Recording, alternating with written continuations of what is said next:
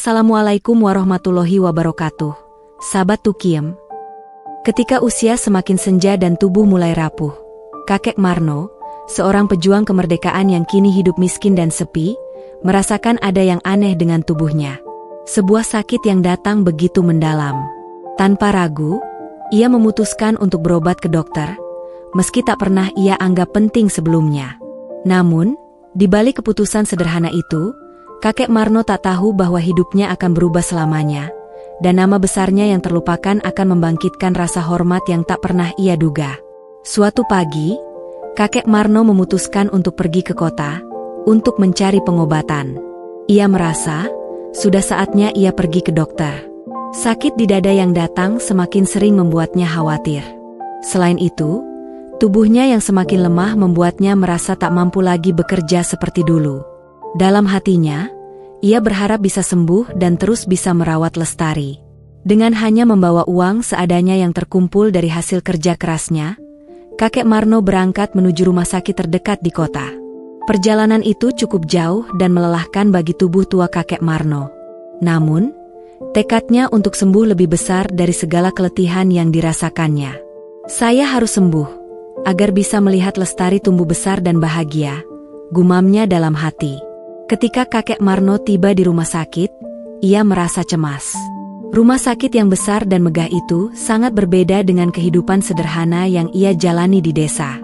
Tetapi ia tetap melangkah dengan keyakinan, berharap dokter di rumah sakit ini bisa memberikan bantuan yang ia butuhkan.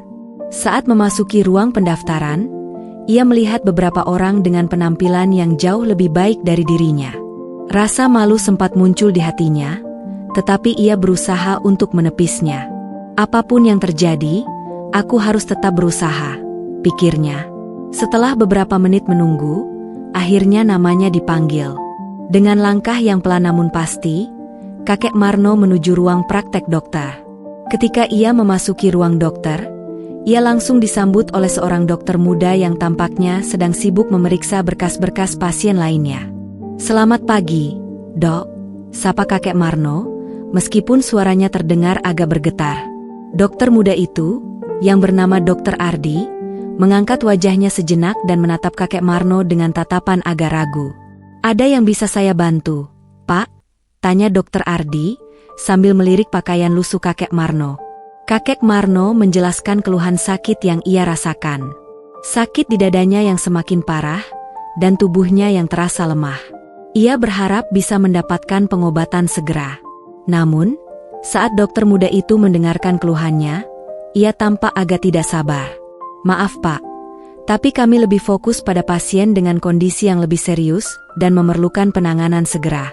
Anda mungkin bisa mencoba datang lagi dengan surat rujukan dari puskesmas terdekat," jawab Dr. Ardi, dengan nada yang kurang bersahabat. Kakek Marno merasa hatiannya teriris. Uang yang ia bawa hanya cukup untuk 1 kali pemeriksaan, dan ia tak mungkin kembali lagi ke rumah sakit. "Dok, saya sudah datang jauh-jauh. Saya benar-benar membutuhkan pertolongan. Tolonglah," kata kakek Marno dengan suara yang hampir tak terdengar. Namun, Dr. Ardi hanya mengangkat bahu dan menyarankan kakek Marno untuk mencari pengobatan lain. "Saya rasa, itu lebih baik," katanya sambil kembali duduk di meja kerjanya. Dengan hati yang berat, kakek Marno meninggalkan ruang praktek itu. Ketika melangkah keluar, perasaan kecewa dan terluka menyelubungi dirinya. Ia merasa seperti orang yang tak dihargai. Namun, ia tetap menguatkan hatinya. Untuk Lestari, ia harus terus berjuang.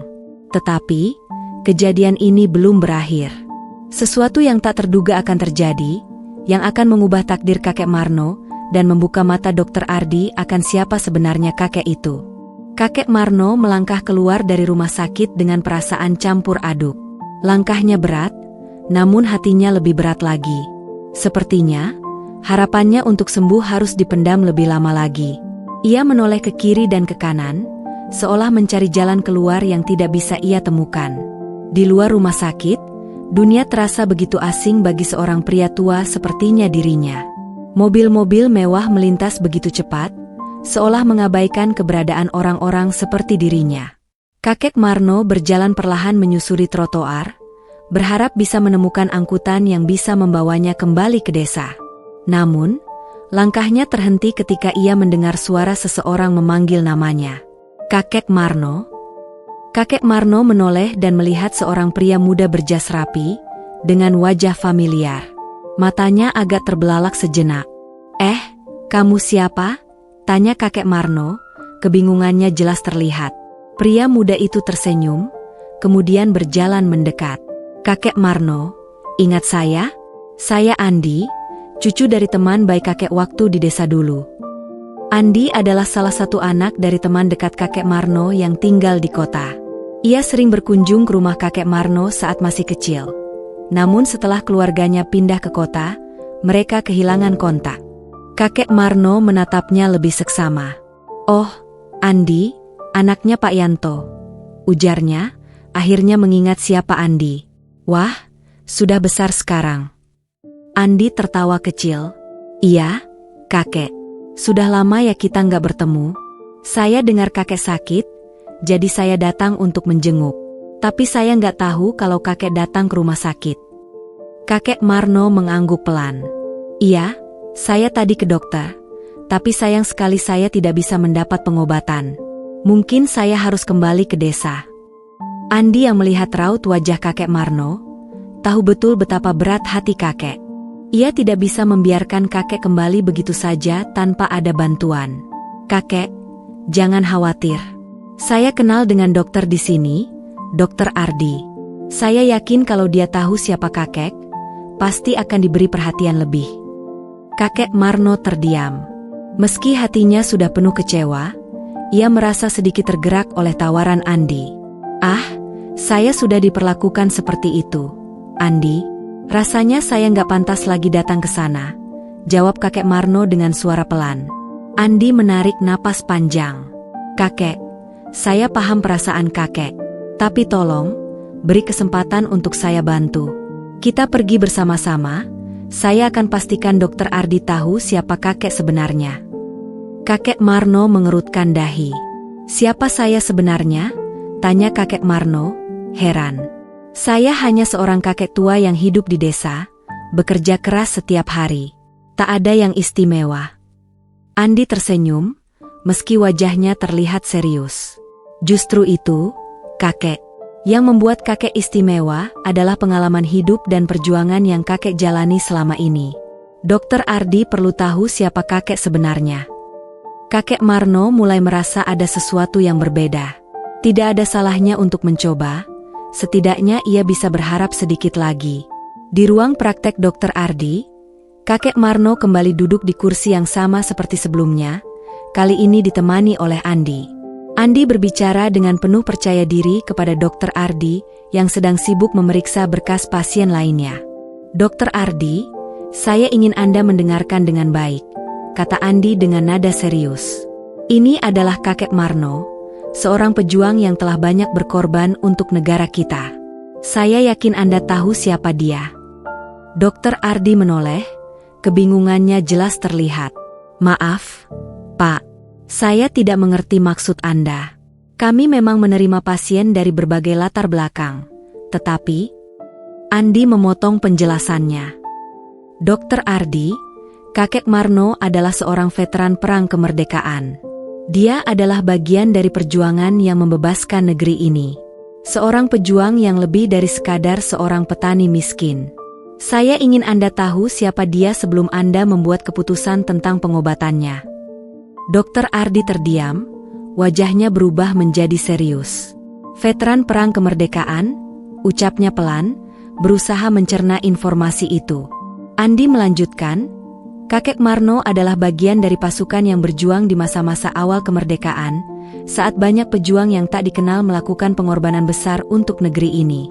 Kakek Marno mungkin tak pernah mendapat penghargaan atas jasanya, namun perjuangannya sangat besar. Itu sebabnya saya ingin Anda memberi perhatian lebih." Kakek Marno hanya diam, tak menyangka bahwa Andi akan mengungkapkan masa lalunya seperti itu. Ia sendiri jarang berbicara tentang perjuangan masa lalu, karena baginya, itu adalah masa yang sudah lama berlalu. Ia lebih suka hidup sederhana dan tidak ingin dikenang sebagai pahlawan. Namun, Dr. Ardi, yang kini mulai menyadari siapa kakek Marno sebenarnya, langsung berdiri dan menghadap ke kakek Marno dengan wajah yang penuh rasa hormat. "Mohon maafkan saya, Pak Marno. Saya tidak tahu Anda adalah seorang pahlawan. Tentu saja, kami akan segera memberikan perawatan yang Anda butuhkan. Silakan masuk ke ruang pemeriksaan." Kakek Marno terkejut dengan perubahan sikap Dr. Ardi yang begitu drastis. Tadi ia ditolak dengan dingin, tetapi kini, setelah mengetahui identitasnya, Dr. Ardi langsung menyambutnya dengan penuh penghormatan. Kakek Marno hanya mengangguk pelan, merasa terharu. "Terima kasih, Dok," ucap kakek Marno dengan suara serak. "Saya hanya ingin sembuh agar bisa terus menjaga cucu saya."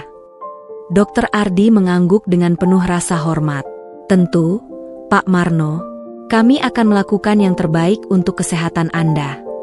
Kakek Marno melangkah masuk ke ruang pemeriksaan, kali ini dengan hati yang lebih ringan. Meskipun perjalanan hidupnya penuh dengan tantangan dan penderitaan, hari ini ia merasa dihargai lebih dari sebelumnya. Ada harapan baru bagi kehidupannya, dan mungkin, bagi Lestari, masa depan yang lebih baik. Kakek Marno merasa tubuhnya mulai mengendur. Meskipun tak ada rasa sakit yang terlalu menyiksa lagi setelah diberikan obat oleh Dr. Ardi. Setelah beberapa jam menjalani pemeriksaan dan tes darah, dokter mengarahkan kakek Marno ke ruang rawat inap untuk istirahat. Selama beberapa hari ke depan, ia akan menjalani serangkaian perawatan intensif untuk memastikan kondisi jantung dan paru-parunya yang semakin memburuk. Di ruang rawat inap, kakek Marno ditempatkan di tempat tidur yang nyaman, jauh berbeda dengan tidur yang biasa ia rasakan di rumah gubuknya. Meski tubuhnya mulai lebih rileks, pikirannya terus berputar. Meskipun sudah berada di rumah sakit dengan fasilitas yang lebih baik, ia merasa tidak tenang. Apa yang terjadi jika Lestari kehilangan dirinya? Jika biaya perawatannya terlalu mahal dan ia tak mampu membayar? Kakek Marno melamun, termenung dalam kebingungannya. Tiba-tiba, pintu ruang perawatan terbuka, dan Andi masuk dengan membawa beberapa buah tangan. "Kakek, saya bawa makanan kesukaan kakek," ujar Andi sambil meletakkan tas plastik yang berisi nasi bungkus di meja samping tempat tidur.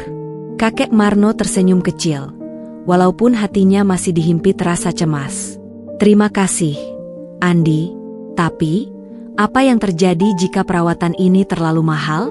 Saya tak punya cukup uang untuk membayar semua ini." Andi duduk di samping tempat tidur kakek Marno, mengusap tangan kakek yang sudah keriput. "Kakek, jangan pikirkan itu. Saya akan membantu semampu saya. Biarkan kami yang mengurus hal-hal seperti itu." Meskipun Andi berbicara dengan penuh keyakinan, kakek Marno tetap merasa cemas. "Saya tidak ingin menjadi beban bagi siapapun, Andi. Saya hanya hidup dengan kerja keras. Tidak ada yang lebih penting bagi saya selain memastikan Lestari bisa tumbuh bahagia." Andi memandang kakeknya dengan pandangan yang dalam. "Kakek, kadang-kadang kita tak bisa menanggung beban hidup seorang diri. Banyak orang yang siap membantu. Dan yang lebih penting, perjuangan kakek selama ini adalah sebuah warisan yang tak ternilai. Lestari akan selalu tahu bahwa kakek adalah pahlawan bagi dia." Kakek Marno terdiam. Kata-kata Andi seperti sebuah pelukan yang menghangatkan hatinya yang lelah. Ia mengangguk pelan, meski hatinya masih ragu. Dr. Ardi datang untuk memeriksa kondisi kakek Marno.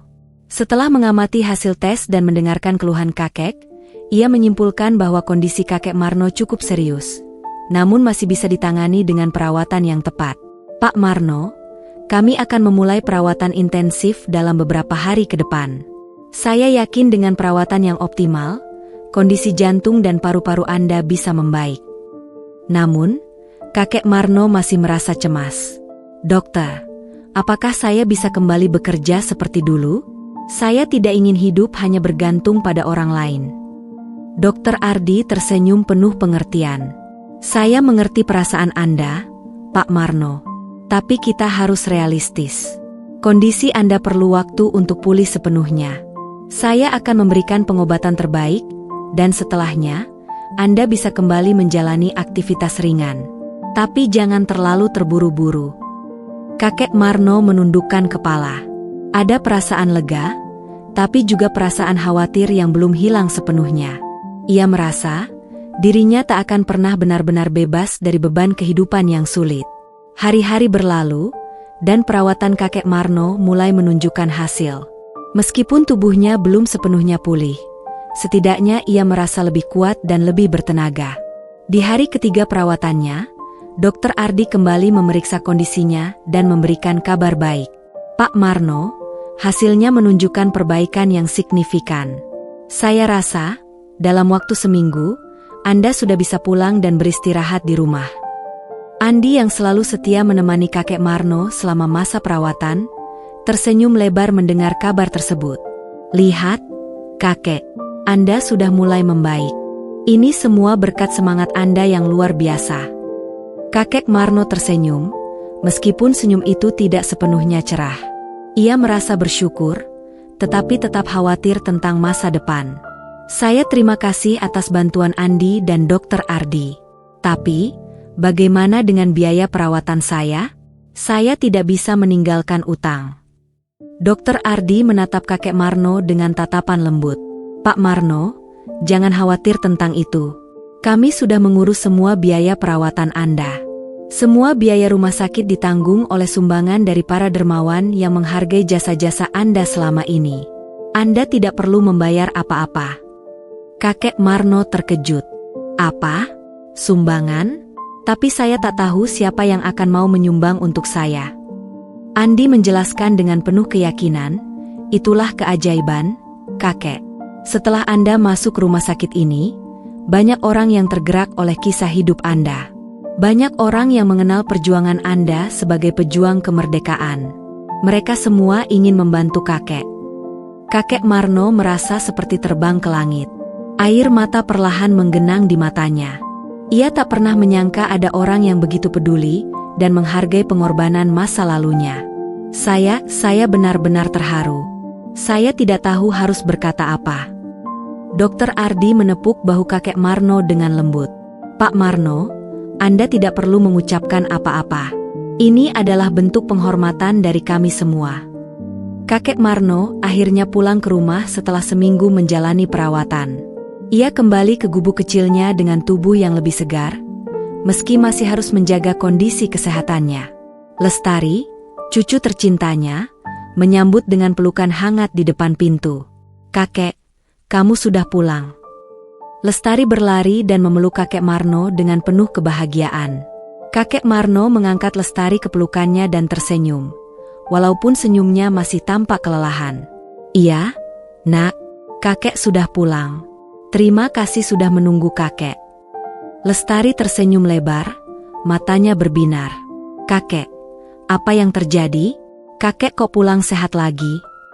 Kakek Marno menatap cucunya dengan penuh kasih sayang. Kakek hanya ingin kamu tahu, Lestari, hidup itu penuh perjuangan.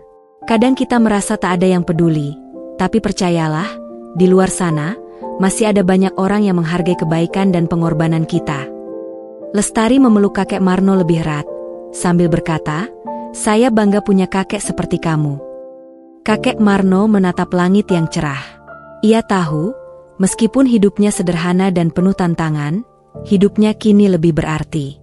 Bukan karena ia seorang pahlawan yang dikenal oleh banyak orang, tetapi karena ia bisa memberikan cinta dan kasih sayang kepada orang yang ia cintai.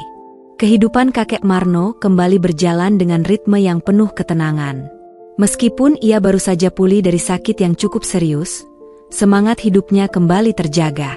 Setiap pagi, ia mulai bangun lebih pagi dari biasanya, menyapa mentari yang mulai terbit di balik pepohonan karet di sekitar rumahnya. Ia kembali menjalani aktivitas harian dengan lebih tenang dan sabar. Meskipun tubuhnya belum sepenuhnya pulih, ia merasa lebih kuat. Yang paling penting, ia merasa diberkahi dengan kesempatan untuk melihat cucunya, Lestari, tumbuh dengan penuh harapan. Lestari, yang kini beranjak remaja, semakin menunjukkan bakat dan kecerdasannya.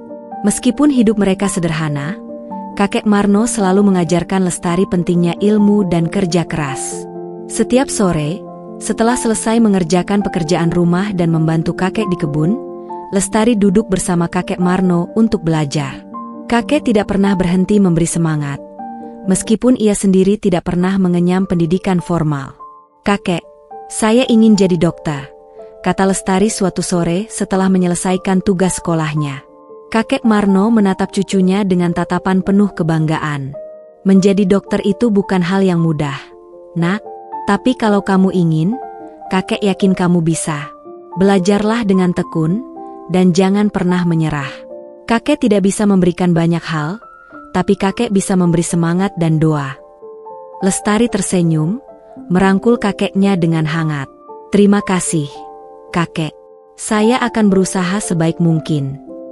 Semangat Lestari untuk terus belajar menjadi penyemangat terbesar bagi kakek Marno. Meskipun kadang tubuhnya terasa lelah dan usia yang semakin lanjut membuatnya mudah terserang penyakit, ia tidak ingin berhenti berharap. Harapan itu ada pada Lestari, cucunya yang ia cintai lebih dari apapun. Namun, kehidupan tak selalu berjalan mulus. Di suatu pagi yang cerah, ketika kakek Marno sedang duduk di luar rumah menikmati udara segar, Andi datang mengunjungi lagi, kali ini dengan wajah yang lebih serius. "Kakek, ada yang ingin saya bicarakan," kata Andi, sambil duduk di samping kakek Marno. "Tentang biaya perawatan kakek yang sudah dibayar oleh dermawan." Kakek Marno menatap Andi dengan cemas. "Apa yang terjadi, Andi?" "Saya sudah bilang, saya tidak ingin menjadi beban bagi siapapun. Saya tidak bisa menerima sumbangan begitu saja." Andi menghela napas panjang. "Kakek, saya tahu kakek merasa tidak nyaman dengan bantuan orang lain. Tapi yang saya ingin bicarakan adalah sesuatu yang lebih besar. Ternyata, banyak orang yang ingin memberi penghormatan kepada kakek atas jasa-jasanya selama Perang Kemerdekaan. Mereka berencana untuk mengadakan sebuah acara untuk mengumpulkan dana yang akan digunakan untuk kepentingan kakek dan Lestari. Mungkin dengan bantuan ini, kita bisa membuat hidup kalian lebih baik." Kakek Marno terkejut. "Acara? Untuk saya?" tanyanya, suaranya bergetar. "Saya tidak tahu harus berkata apa. Saya hanyalah seorang pejuang yang sudah lama terlupakan. Tidak perlu ada acara atau penghargaan untuk saya." Andi menatap kakek Marno dengan penuh pengertian. "Kakek, banyak orang yang tahu dan menghargai perjuangan Anda.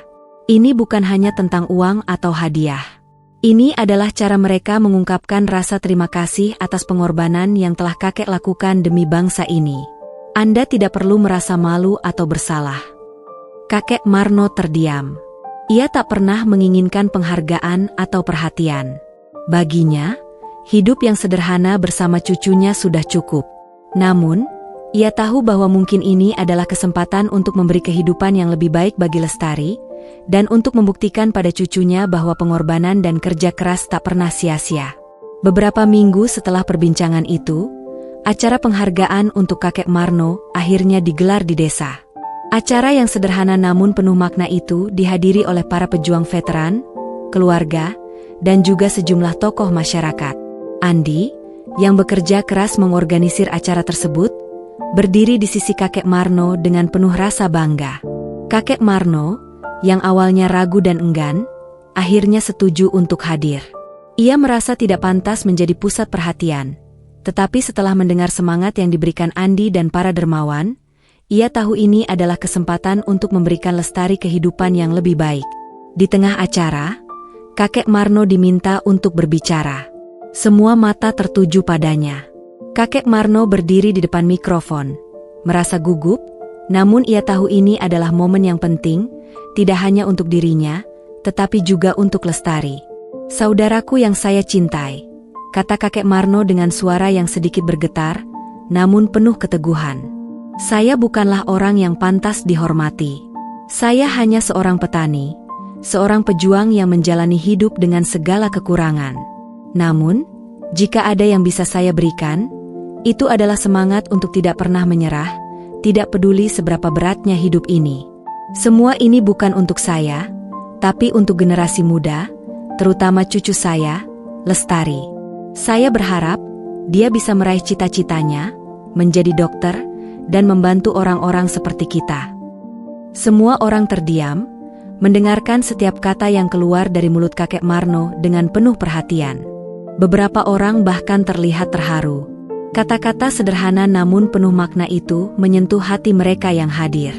Setelah acara selesai, kakek Marno kembali ke rumah dengan hati yang lebih ringan. Ia merasa dihargai, meskipun ia tidak pernah menginginkan itu. Namun, di balik semua ini, ia tahu bahwa hidupnya telah memberi dampak bagi orang lain. Dan yang lebih penting, Lestari, cucunya yang ia cintai, memiliki masa depan yang lebih cerah. Lestari yang mendengarkan ucapan kakeknya di acara itu, merasa terinspirasi dan semakin bersemangat untuk mewujudkan impiannya menjadi seorang dokter. Terima kasih, kakek. Semua yang kakek lakukan, semua perjuangan kakek, tidak akan saya sia-siakan, ucap Lestari dengan mata yang berbinar penuh tekad. Kakek Marno tersenyum, menatap cucunya dengan penuh kebanggaan. Jangan pernah menyerah, nak. Apapun yang terjadi, kakek selalu ada untukmu. Meskipun perjalanan hidup kakek Marno penuh dengan lika-liku yang berat, ia tahu bahwa setiap pengorbanan yang ia lakukan selama ini telah membuahkan hasil yang tak ternilai. Hidupnya kini bukan hanya untuk dirinya sendiri, tetapi untuk generasi yang akan datang, untuk Lestari, dan untuk bangsa ini yang telah ia perjuangkan. Harapan baru telah terlahir, dan kehidupan yang lebih baik kini ada di depan mata. Minggu-minggu setelah acara penghargaan itu, kehidupan kakek Marno dan Lestari mengalami perubahan yang cukup besar. Meskipun tidak menjadi kaya raya, kehidupan mereka terasa lebih ringan, lebih bersemangat. Berbagai sumbangan yang dikumpulkan selama acara penghargaan telah digunakan dengan bijak. Sebagian besar digunakan untuk biaya pendidikan Lestari yang semakin mendekati impiannya menjadi seorang dokter. Sebagian lagi disisihkan untuk kebutuhan rumah dan perawatan kakek Marno, sehingga ia bisa hidup lebih tenang.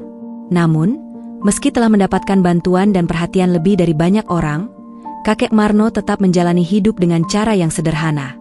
Ia tidak ingin tergoda untuk hidup lebih mewah.